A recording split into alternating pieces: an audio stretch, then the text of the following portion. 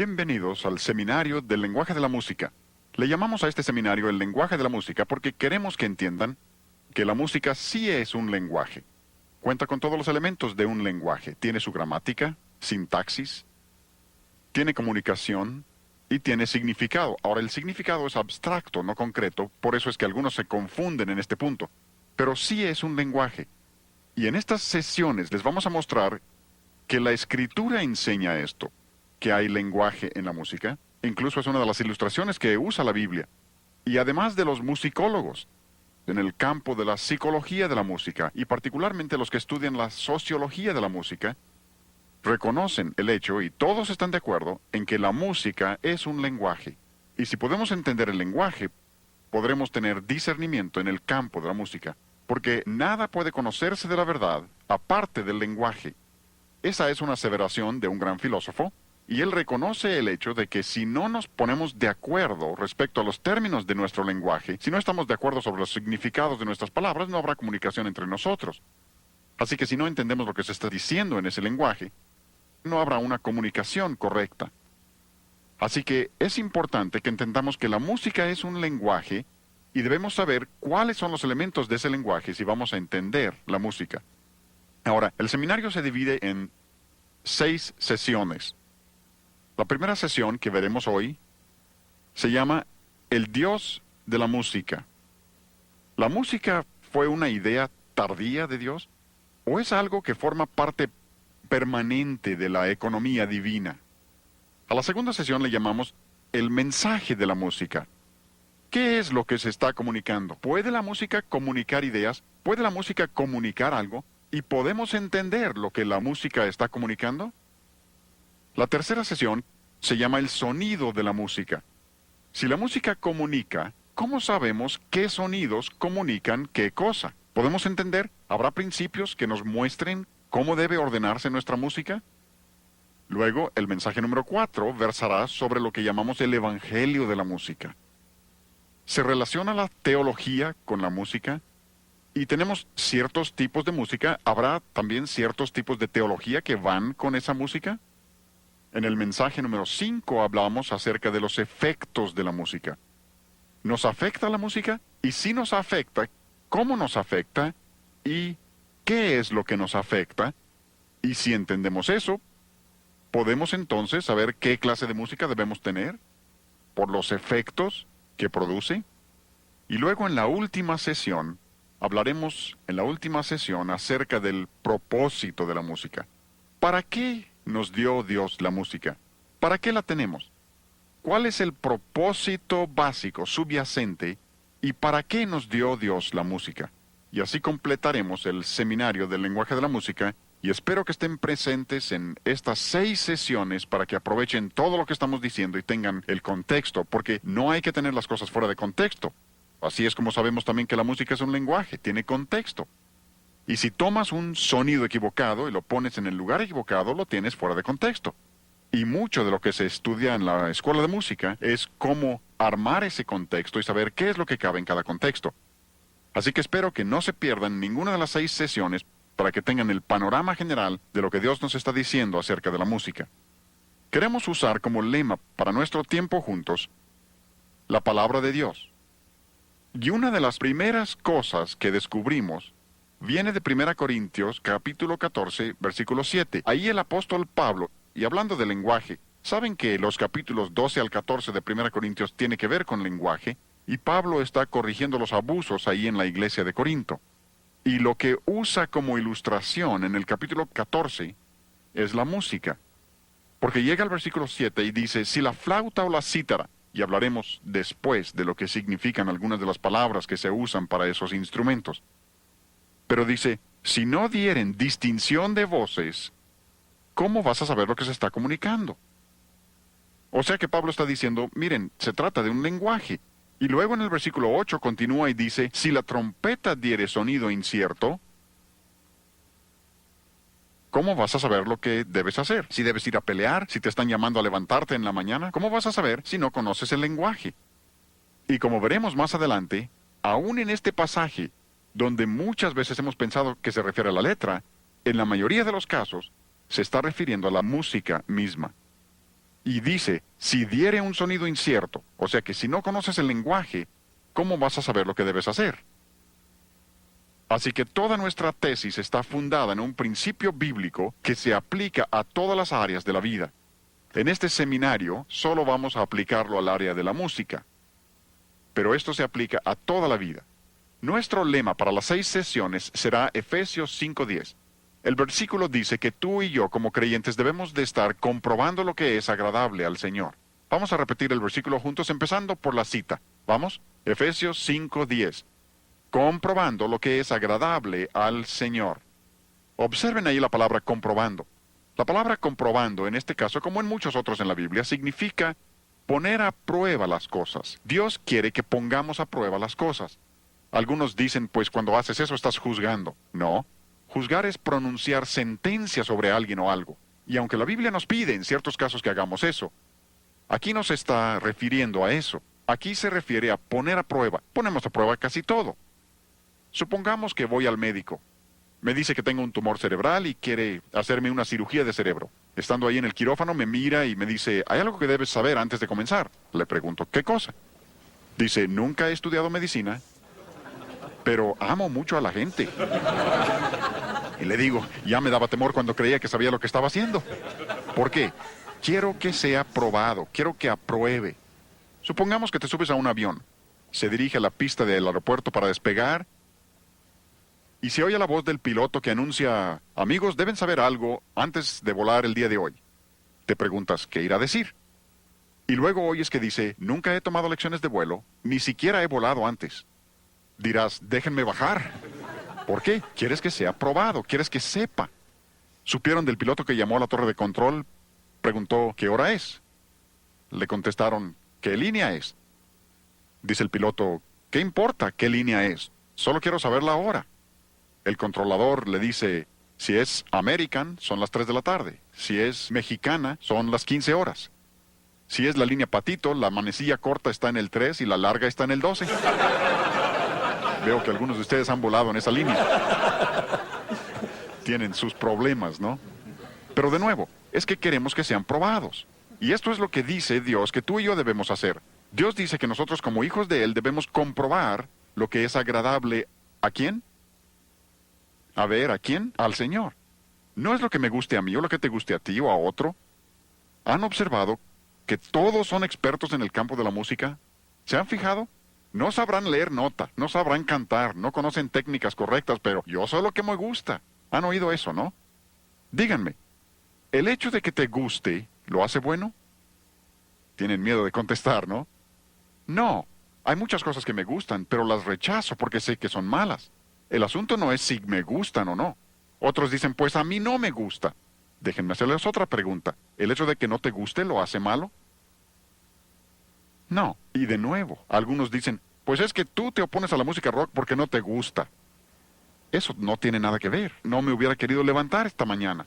No me gusta levantarme por la mañana, pero me levanté no porque me gustara o no me gustara, sino porque sabía que era lo correcto. Otros dicen, pues para mí es de tanta bendición. Y piensan que con eso ya te acorralaron. No, a mí me han dicho algunos que les ha sido de bendición Jesucristo superestrella.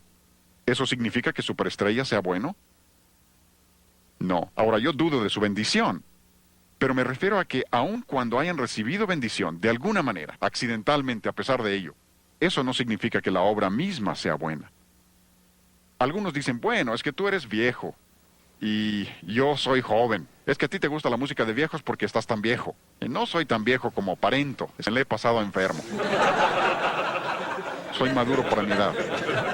El pelo canoso es muy engañoso. Otros dicen, yo soy del rancho, así que me gustan las rancheras. Tú eres de la ciudad, así que te gusta la música de la ciudad.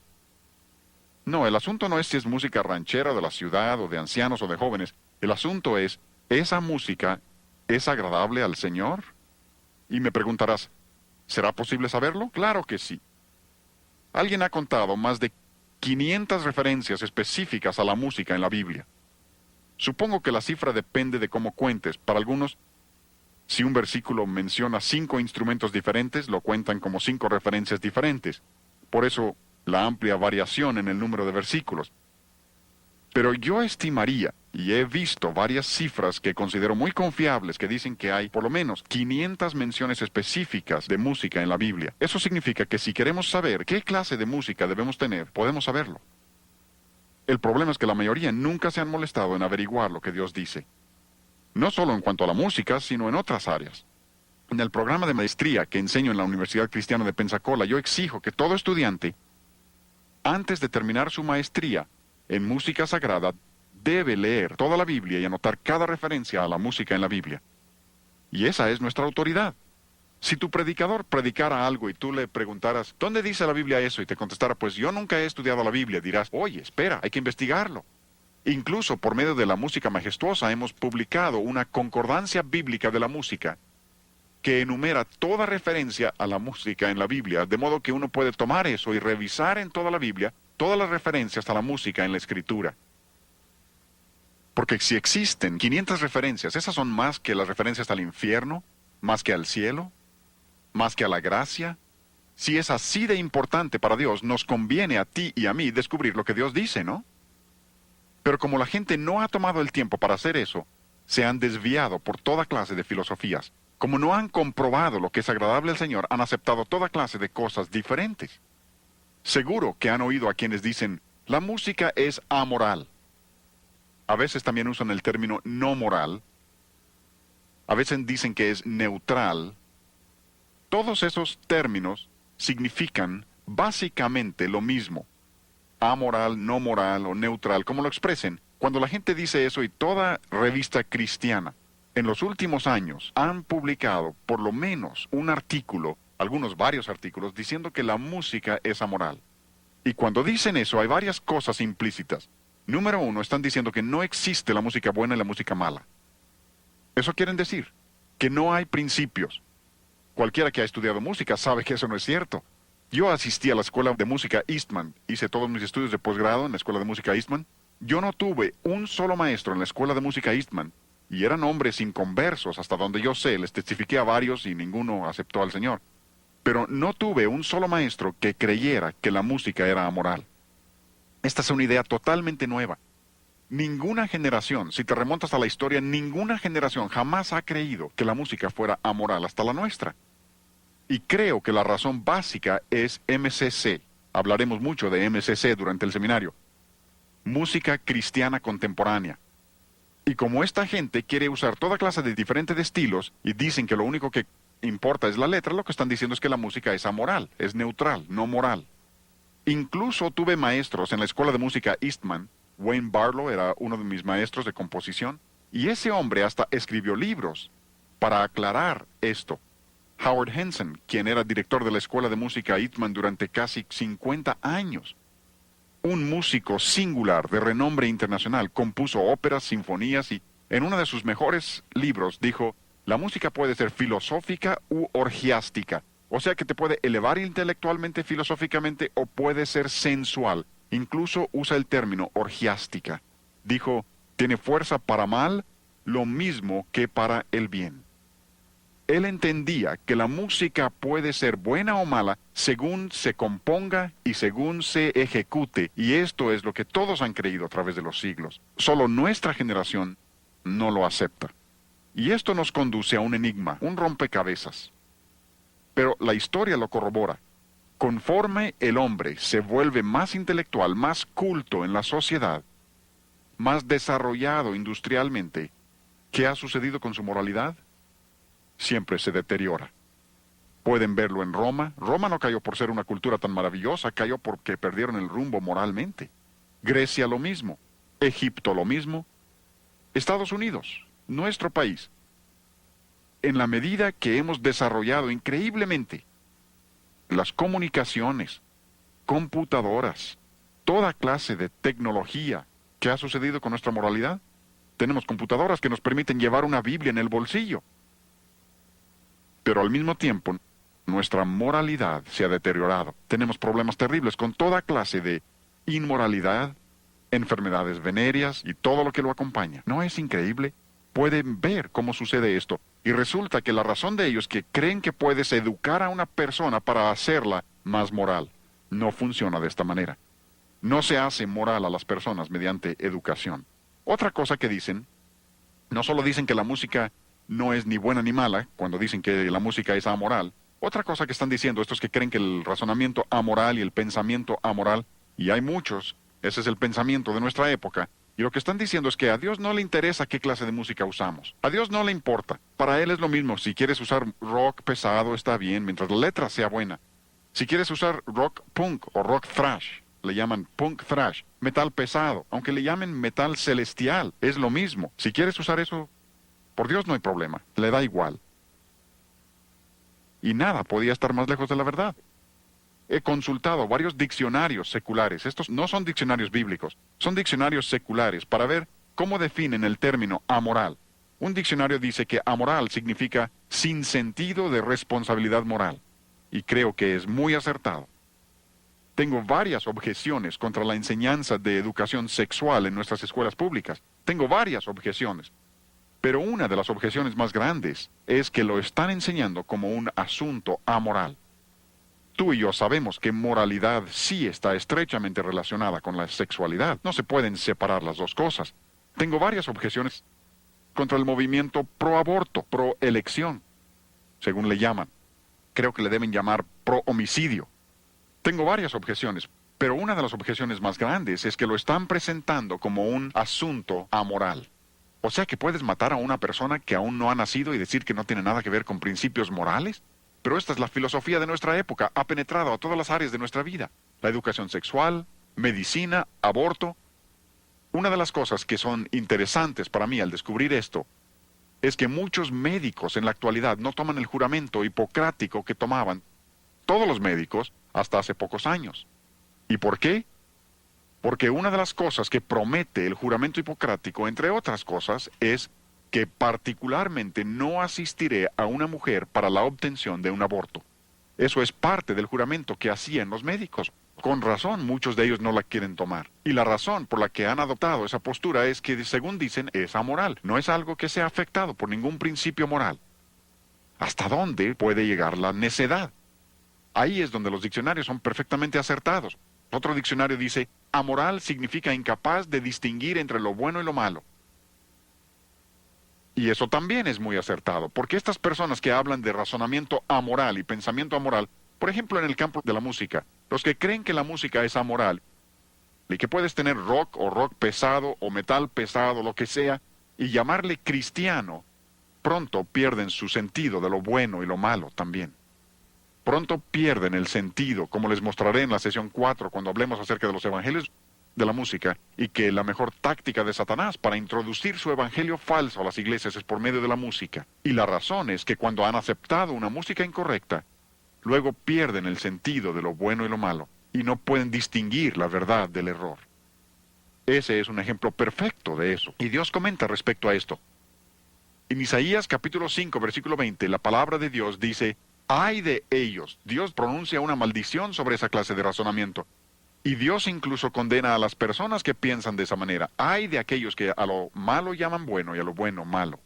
Y luego continúa el versículo y habla de que no pueden distinguir entre lo dulce y lo amargo, y pierden incluso la capacidad para distinguir entre luz y tinieblas, dice Dios. ¿Por qué? Porque han aceptado la idea de que no hay bueno y malo, y han perdido su sentido de responsabilidad moral y de bueno y malo. Este es un libro muy interesante, se llama La clausura de la mente americana, por un hombre que se llama Alan Bloom. Ahora, él es maestro de pensamiento social en la Universidad de Chicago, una excelente escuela cristiana. Saben que no es así. Es una de las escuelas más liberales en el país. Ahora, quiero que entiendan el trasfondo de este hombre. Es maestro de pensamiento social en la Universidad de Chicago. Cuando recién salió su libro, los liberales estaban fascinados, elogiándolo a más no poder. Luego de pronto entendieron lo que estaba diciendo. Y ya no les gustó tanto. Pero él toca varios puntos con mucho acierto. Oigan lo que dice. Bien pudiera ser que la locura más grande de la sociedad le parezca normal a ella misma. Esa es una cita formidable. ¿Ven? Porque el aborto es una locura absoluta. Se nos ponían los pelos de punta cuando leíamos de madres en la India que arrojaban a sus bebés al río Ganges. Nuestro país ha ido mucho más allá. Las últimas cifras que yo vi reportaban que nuestro país en este momento está matando bebés antes de que nazcan a razón de más de 4,000 diarios. 4,000 diarios. Una locura absoluta. Pero si te opones, te meten a la cárcel. Te tachan a ti de loco. Homosexualidad es una locura, un disparate, pero ha llegado a ser aceptado ahora. Recientemente en la ciudad de Nueva York desfilaron más de 500,000 personas promoviendo la homosexualidad, promoviendo esas inclinaciones. ¿Ven? Bien pudiera ser, dice, que la locura más grande de la sociedad le parezca normal a ella misma. Y parte del problema es que nuestros juzgados ahora operan sobre las opiniones de la sociedad, no sobre la ley misma. Están decidiendo sobre la base de lo que es normal y aceptado entre la sociedad y la cultura. Y esa no es ninguna base. Observen además aquí, particularmente los padres, ustedes necesitan tomar nota de esto. Dice, la televisión en comparación con la música, ahora, no está menospreciando los efectos de la televisión. Reconoce los efectos tremendos que puede tener la televisión, pero dice, si lo comparas con la música, juega un papel comparativamente pequeño en la formación del carácter y los gustos. Recuerden que este es un maestro de pensamiento social en la Universidad de Chicago, no es un predicador. Y no está menospreciando la televisión, pero dice que si comparas eso con la música, ¿quieres desarrollar el carácter y los gustos de los jóvenes en el sentido correcto? Dice, no se preocupen únicamente por la televisión, fíjense en la música que están escuchando, porque tendrá un efecto aún mayor. Y luego habla muy específicamente, y no voy a ser tan específico en estos seminarios, pero su libro dice con mucha claridad, la música rock apela a un solo factor, la apelación barbárica al deseo sexual. Él abiertamente reconoce, como casi todos en el campo del rock secular, que su música es la música de la sensualidad, solo que ellos no le ven nada de malo a eso, pero nosotros como cristianos sí debemos verlo. Luego continúa y dice, los jóvenes saben esto perfectamente, aun cuando sus padres no. O sea que la juventud entiende lo que está sucediendo, aun cuando los padres frecuentemente son engañados. Me gusta este libro, me gusta su título, se llama Matándonos de deleites. Neil Postman es maestro de artes y ciencias de la comunicación en la Universidad de Nueva York. Y repito, que quiero que vean su trasfondo, ¿sí? Pienso que pudiera tener un trasfondo cristiano, pero no da evidencias de que entienda principios cristianos, aun cuando creo que tiene un trasfondo cristiano. Pero él dice cosas muy interesantes en su libro, lo citaremos en varias ocasiones durante este seminario. Dice, sostener que la tecnología, o la música en este caso, es neutral, no moral, amoral, es una ridiculez pura y simple. No podría haberlo dicho mejor yo mismo. Lo que está diciendo es que el medio, como dice Marcia McLuhan, el medio es el mensaje. Está diciendo que no se puede separar el medio del mensaje. Y lo demostraremos eso en varias de las sesiones para comprobar que eso es cierto. No se pueden separar las dos cosas. La manera de decir algo determina en gran medida lo que significa. Y él dice, no se puede separar la tecnología, y aquí está hablando de la televisión en particular, y ese es el ejemplo que usan la mayoría de los de la música cristiana contemporánea. Usan la televisión como ilustración para decir que lo que importa es únicamente la letra. Pero aún este hombre reconoce que la televisión, que es un objeto neutral, no es un objeto viviente, como lo es la música. Pero dice que aún la televisión no se puede considerar neutral o no moral. Lo interesante, y esto es algo que sé que la Biblia lo dice, y sé que es absolutamente cierto, pero me cuesta trabajo aceptarlo. ¿Tienes cosas así? Sabes que son ciertas, y la Biblia lo dice, pero es difícil. Cuando Jesús dijo en Lucas 16 que los hijos de este siglo son más sagaces que los hijos de la luz, yo digo, no debe ser así. Los cristianos que tenemos la palabra de Dios, tenemos al Espíritu Santo para guiarnos, debemos entender mucho más que el mundo, ¿no? Pero con frecuencia vemos que el mundo entiende cosas que aún algunos cristianos se niegan a aceptar. Por eso citamos a tantos de estas personas en el seminario para demostrar que aún el mundo acepta estas cosas y las entiende. Este es un libro muy interesante por un inglés que se llama David Tame. De nuevo, creo que este hombre entiende principios cristianos, pero es un escritor secular. Ha escrito un libro que se llama El poder secreto de la música. Menciono este libro porque particularmente tantas personas me preguntan, ¿usted se opone a la música rock? ¿Se opone a alguno de los compositores y su estilo de vida? ¿Y qué de Beethoven? Y Mozart, y Haydn, y estos hombres. Muchos de ellos no eran cristianos y no vivieron como debían y aceptas la música de ellos. ¿Por qué? David Tame da la mejor respuesta que yo he visto. En su libro, él analiza todo el trasfondo, pero dice, El concepto de que la música afecta el carácter fue la gran fuerza que inspiró la vida de los grandes compositores. Y es que todos los compositores del pasado, aun cuando no hayan sido todo lo que debían ser en su vida personal, buscaban elevar a las personas y ayudarles con su música. Es por eso que pasaron años estudiando el arte de la música. Beethoven era maestro de su arte. Tenemos incluso algunos de los ejercicios de las composiciones de Haydn, y se ve su desarrollo como músico. Pasó años de su vida desarrollando el arte, porque consideraba que podía afectar el carácter y ayudar a la gente y elevarla. Esa es la filosofía que viene de los griegos y se llama la doctrina del ethos, que la música sí afecta el carácter. Pero muchos de los grandes compositores, todos los grandes músicos del pasado, siempre han creído que podían ayudar a las personas. Es como un médico, vas al médico y te dice que tienes apendicitis, quiere quitarte tu apéndice. Le preguntas, doctor, ¿es usted cristiano? Dice, no, entonces no me dejo operar. Eso sería una locura.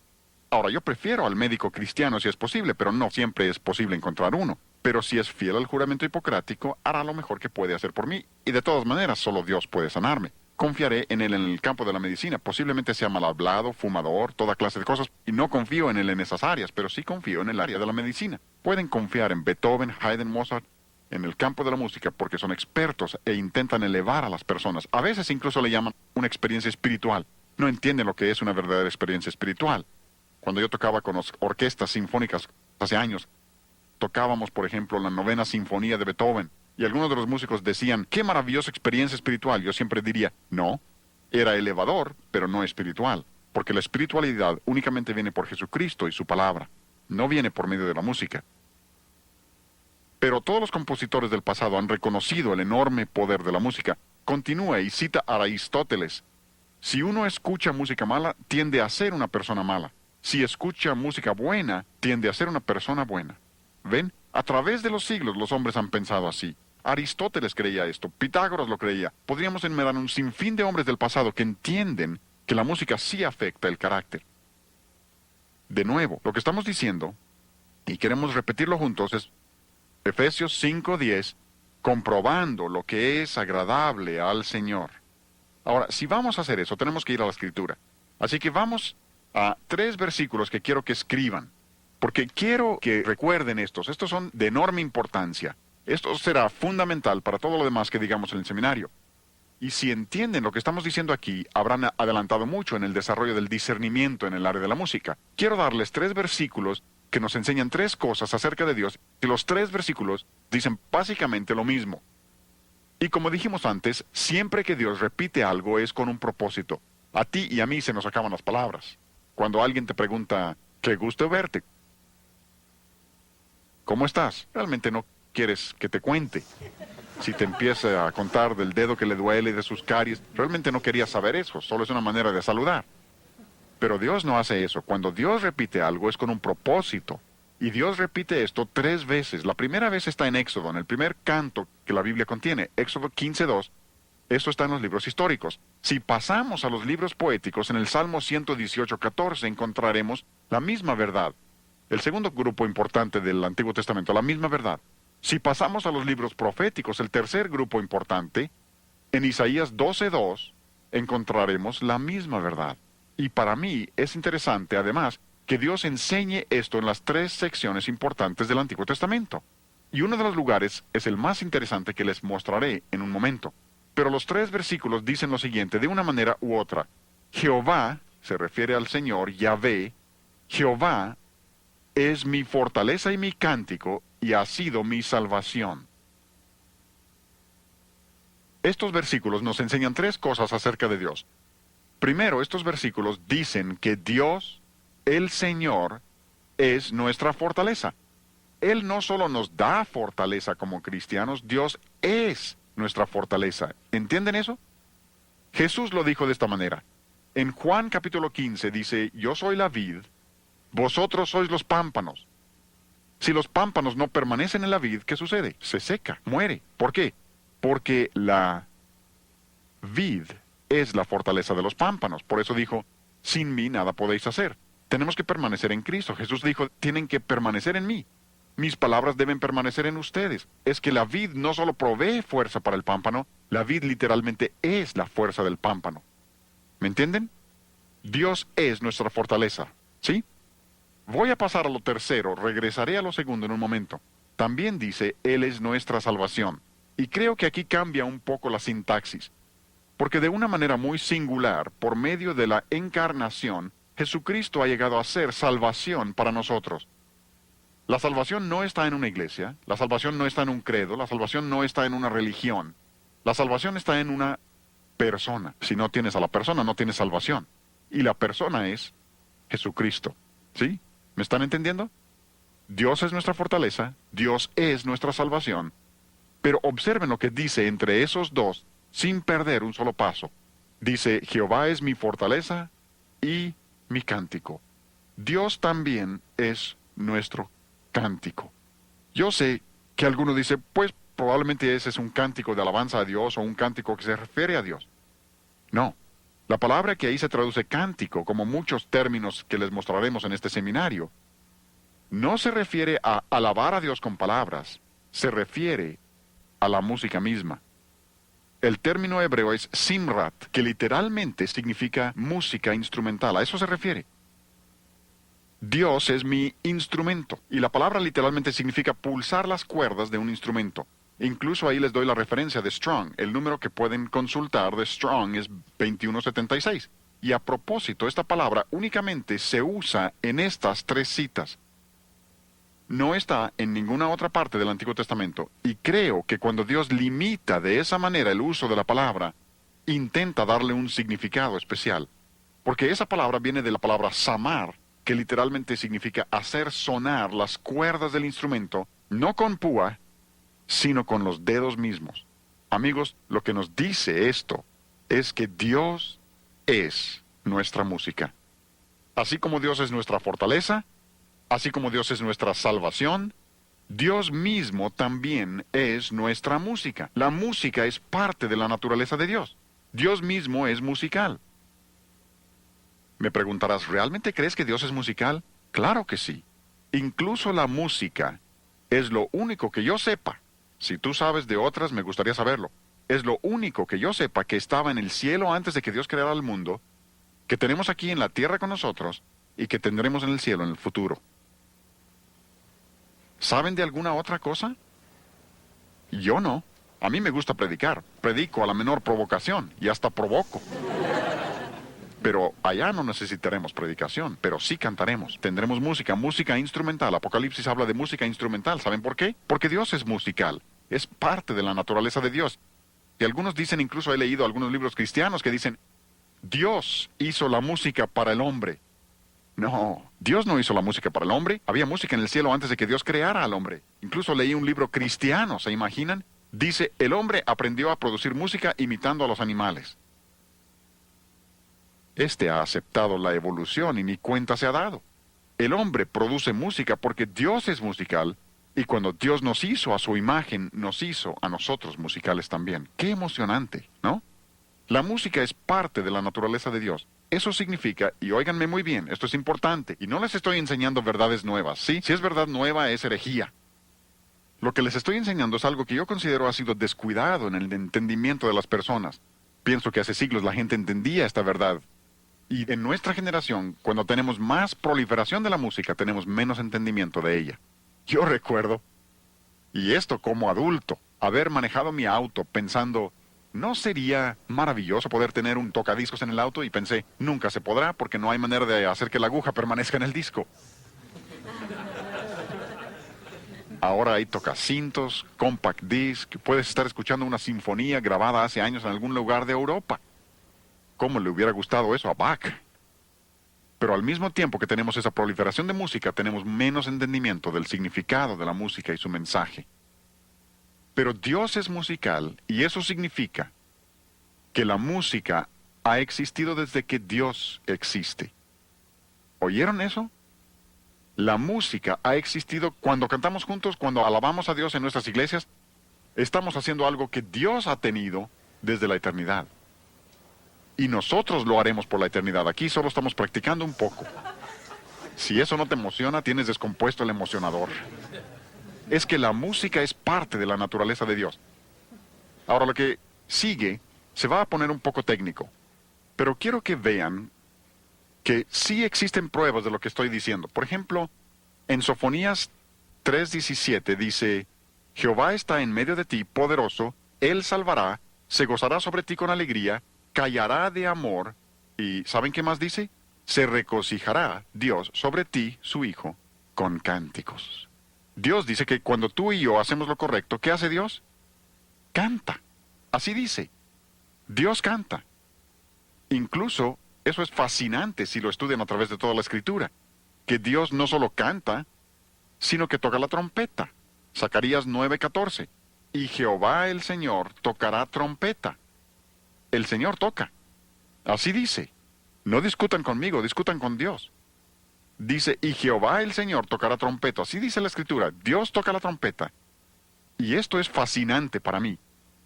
Nunca había reparado en esto hasta hace poco, que cuando llegas a 1 Tesalonicenses 4:16, donde habla del regreso del Señor, ¿saben qué dice? El Señor mismo, con voz de mando y con voz de arcángel y con trompeta de Dios, descenderá del cielo. Y si comparas eso con el pasaje de Zacarías, verás que Zacarías 9 también está hablando de la segunda venida del Señor. Y bien pudiera ser que Dios mismo es el que toca la trompeta. Dice, con voz de mando y con trompeta de Dios descenderá. Pudiera ser. ¿Por qué? Porque Dios es musical. Y creo que una de las cosas más interesantes en cuanto a esto es que Jesucristo mismo cantó cuando estuvo en esta tierra. ¿Cómo lo sé? Mateo 26:30. Jesús está con sus discípulos en el aposento alto, está a punto de salir al huerto y a la cruz. Y dice que una de las últimas cosas que hicieron, lo último dice que hicieron, y cuando hubo, ¿qué? Cuando hubieron cantado el himno. Cantaron un himno. Ahora, si conoces la historia de la Pascua, sabrás que había varios salmos, llamados los salmos Jalel. Desde el 111 hasta el 118 les llaman los salmos Jalel, o si gustan los salmos Aleluya.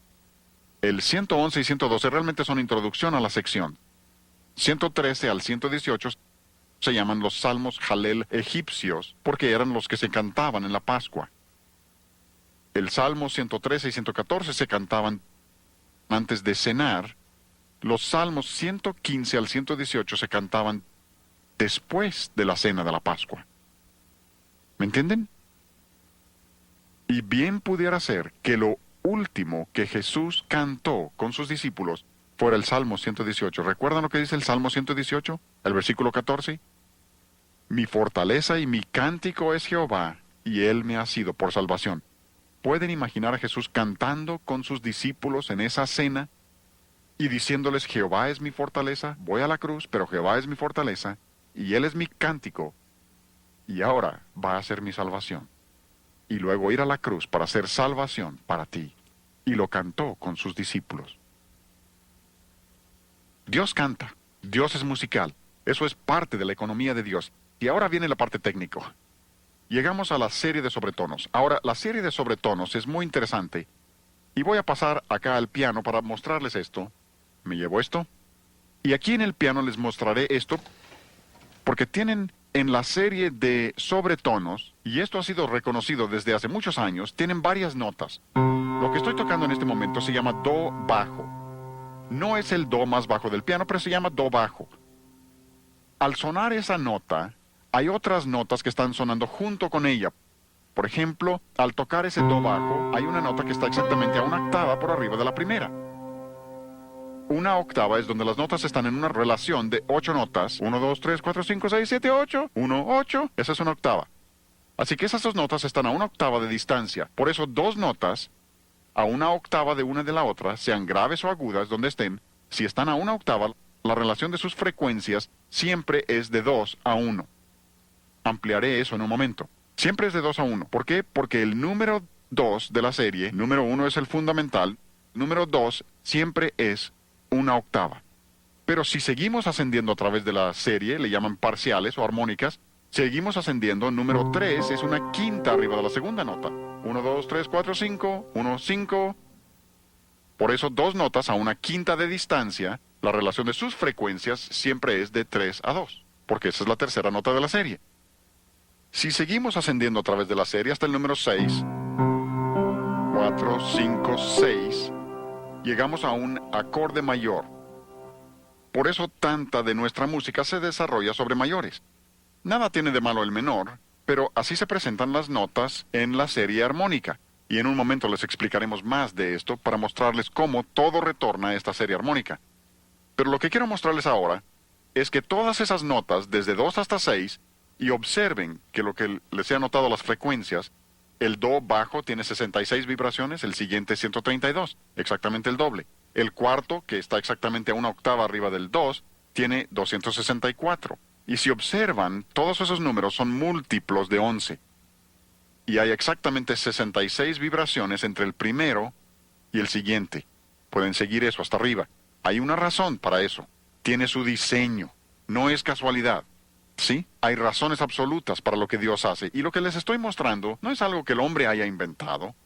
Lo que les estoy mostrando era conocido por Pitágoras antes de Cristo. Es la manera como Dios ha diseñado el sonido. Pero, como les acabo de decir, todas esas notas están incluidas en ese do bajo. Y les quiero demostrar eso.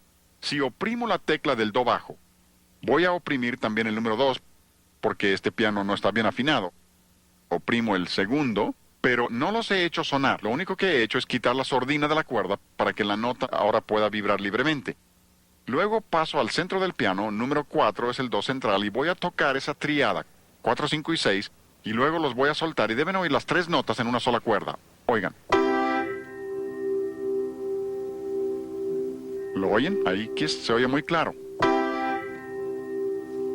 Suelto las teclas, se apagan. Eso significa que todas esas notas están en esa sola cuerda. Ahí están todas. Ahora, lo fascinante, y esta es la ilustración que quiero darles, lo fascinante es que si toco do central, el sol y el mi están presentes, pero el do se sostiene solo.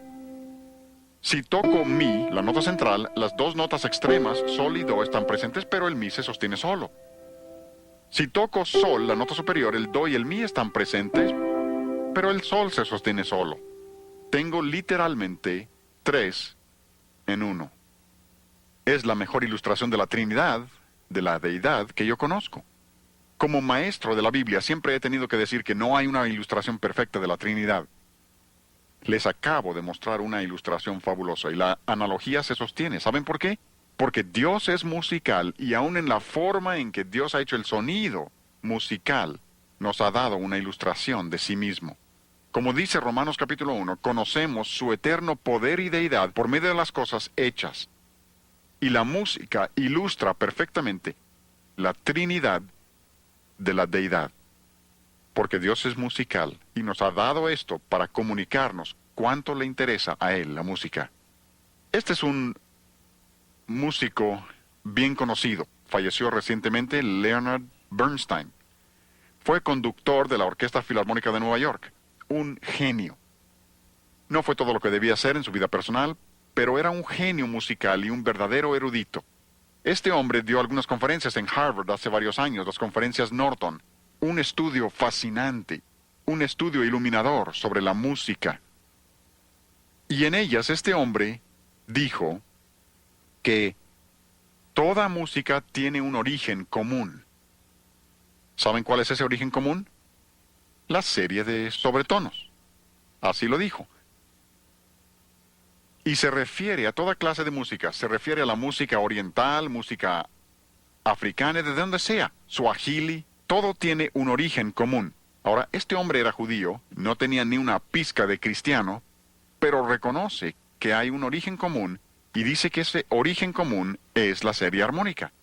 Y amplía ese comentario y habla de gramática que surge de las mismas fuentes monogenéticas.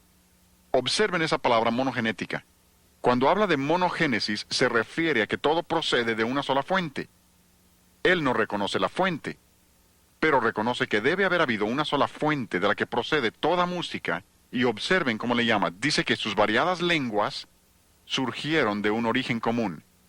Y continúa y dice que estas lenguas, observen cómo relaciona esto con lenguaje, y todos los eruditos lo hacen, los que entienden la sociología y la psicología de la música, musicólogos, todos reconocen esto. Dicen las lenguas son lenguajes de tonos. ¿Oyeron?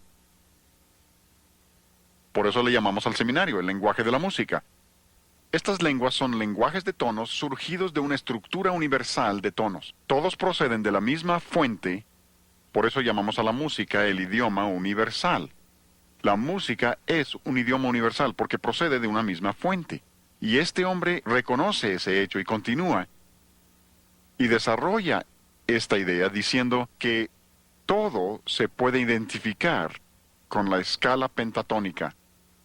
Es asombroso, porque la escala pentatónica surge de la serie de sobretonos, y no voy a tomar tiempo para mostrarles eso hoy, ya hemos visto mucho técnico, pero surge de la escala pentatónica y esa a su vez de la serie de sobretonos, y muchos de los cantos que ustedes y yo cantamos son pentatónicas y ni cuenta nos damos. Si quieren saber lo que es una escala pentatónica, van al piano y tocan todas las notas negras y tienen una escala pentatónica. Es una escala de 5 tonos. Les tocaré una pieza irlandesa que ustedes conocen. Irlandeses y escoceses hacen lo mismo, tocada con gaitas escocesas, tocando esta melodía que ustedes reconocerán.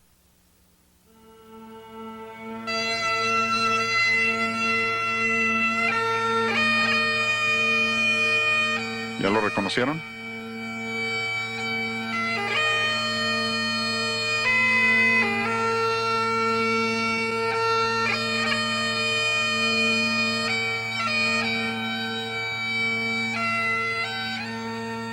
Y si oyen esa melodía hasta el final, verán que es una tonada pentatónica. Usa solo 5 notas y las repite vez tras vez. Pasemos de Escocia a África Central y lo que les voy a tocar es un africano nativo en la volta superior tocando un instrumento extraño que les parecerá saxofón, pero no lo es. Pero eso parece. Oigan el sonido.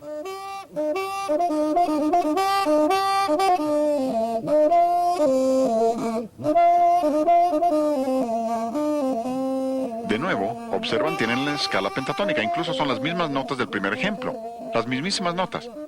África, Escocia. Esa escala pentatónica es parte de la monogénesis.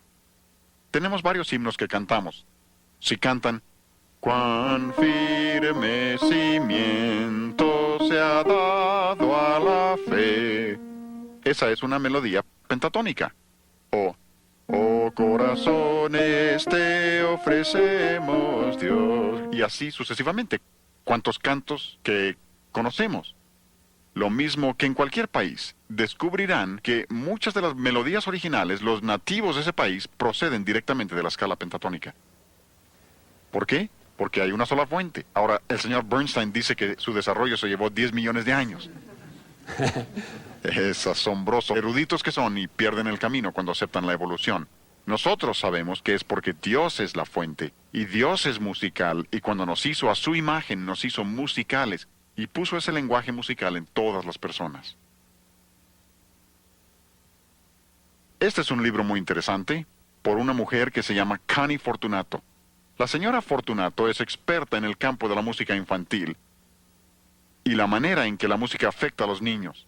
Dice cosas muy interesantes en el libro. Por ejemplo, habla de la manera en que la música afecta a los bebés, aún antes de que nazcan. Pueden oír sonidos,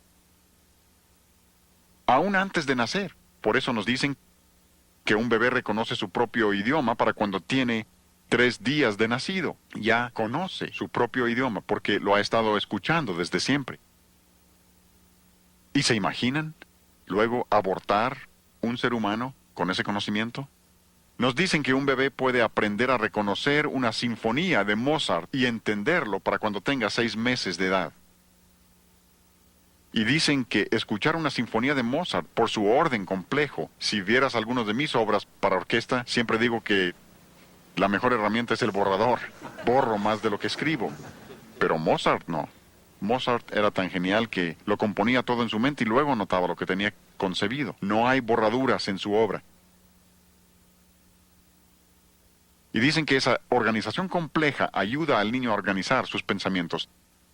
Y Connie Fortunato continúa y habla del desarrollo de los niños, como la música les ayuda en su desarrollo psicomotriz, su coordinación, comprensión, habilidades físicas. Pero dice que también les ayuda en su desarrollo afectivo, emocional. Para un desarrollo emocional correcto. Por eso una música mala te lleva emocionalmente en una dirección equivocada. Pero continúa y dice, tercero, también les ayuda en su desarrollo intelectual. Hablen con el director de banda en la escuela que ustedes gusten y les dirá que los niños más inteligentes de la escuela están en su banda. No es que los más inteligentes estén en la banda o en la orquesta, es que estar en el campo de la música los hace más listos. Ayuda a su desarrollo intelectual. Así que la música nos afecta de muchísimas maneras. Y si la música nos afecta de esa manera, y la música es tan importante y debemos entender lo importante que es, entonces la música reflejará una filosofía. Toda música refleja una filosofía. Pasas por una cantina y están tocando cierta clase de música allí, ¿no? Esa música refleja la filosofía de ese lugar, por eso esa clase de música no cabe en la vida de un cristiano. Pasen por un club nocturno y oirán cierta clase de música allí, ¿no? Esa música refleja su filosofía y lo que creen en ese club nocturno. Por eso no debemos tener eso en nuestras iglesias ni en nuestros hogares. Muchas difusoras cristianas, no todas, muchas han tomado ese sonido de club nocturno y lo han introducido a nuestros hogares, enseñando a nuestros jóvenes a familiarizarse con ello y a disfrutarlo. Y con ello han destruido la separación que Dios quiere que haya entre nosotros y el mundo. Porque si su música no nos parece mala, el lugar tampoco nos parece tan malo. Refleja una filosofía. Y creo que necesitamos reconocer esto. Nuestra música sagrada refleja nuestro concepto de Dios. Toda música sagrada que usemos refleja lo que creemos acerca de Dios. Si usas música majestuosa como música sagrada, es porque crees en un Dios majestuoso.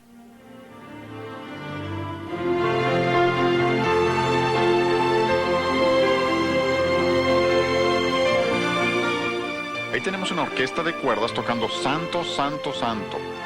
Observen la majestuosidad de la música porque está pintando un cuadro, si ustedes gustan, y mostrando que si creemos que Dios es majestuoso, nuestra música también debe ser majestuosa. Pero, si no crees eso y piensas, bueno, yo puedo tener música sentimental como mi música sagrada, probablemente es porque piensas que existe un Dios sentimental que todo perdona y que es un anciano allá arriba y que no importa lo que hagamos, siempre que nos arrepintamos, Él nos perdona.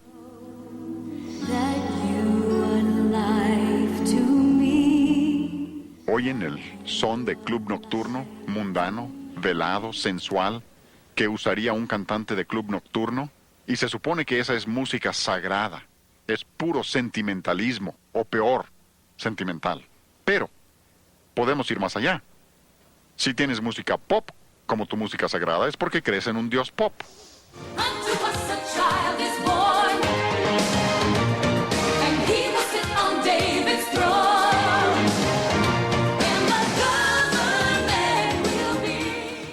Se supone que esa es música sagrada, hablando de sentarse en el trono y todo eso, pero ha convertido a Dios en un Dios pop. El estilo popular de la música, y hablaremos más de esto luego, el estilo popular revela lo que estas personas creen acerca de Dios, y no es un concepto nada bíblico. Creo que la mejor ilustración que les podría dar, para terminar esta sesión, la mejor ilustración sería la Biblia misma. ¿Se han puesto a pensar el milagro que es este libro? Dios pudo haber escrito el Evangelio en el cielo para que todos pudieran leerlo en su propio idioma, pero no lo hizo así. Pudo haber puesto un par de bocinas para que todos oyeran en su propio idioma, pero no lo hizo así tampoco. Dios en su soberanía quiso comunicarse con nosotros por medio de su palabra, y se limita a su palabra, en su soberanía. Pero al hacerlo, dotó a su palabra de casi todos sus atributos eternos. Aquí mismo dice, Santa Biblia. ¿Por qué? Porque Dios es santo y su palabra es santa. Creemos que la Biblia es eterna. ¿Por qué? Porque Dios es eterno. El salmista dijo, para siempre, oh Jehová, permanece tu palabra en los cielos. Dios nunca cambiará su palabra. Cualquier libro de texto que ya tiene 5 años es obsoleto. Han cambiado su manera de pensar. Dios no, Él nunca lo cambiará. Aún en la eternidad, Dios no faltará a su palabra. Nosotros creemos que la Biblia no tiene errores, ¿no? Es infalible. ¿Por qué? Porque Dios es infalible. Si tú crees que la Biblia tiene errores es porque crees que Dios comete errores. Y cuando Dios eligió comunicarse con nosotros por medio de su palabra, dotó a su palabra de todos sus atributos eternos. Y yo les estoy diciendo que si nosotros como cristianos reconocemos quién es Dios y lo que a Dios le interesa nuestra música, entonces buscaremos que nuestra música sea agradable al Señor, que sea lo que Él desea para que comunique nuestra manera de vivir, nuestro carácter y lo que creemos acerca de Dios y lo que Dios quiere que seamos.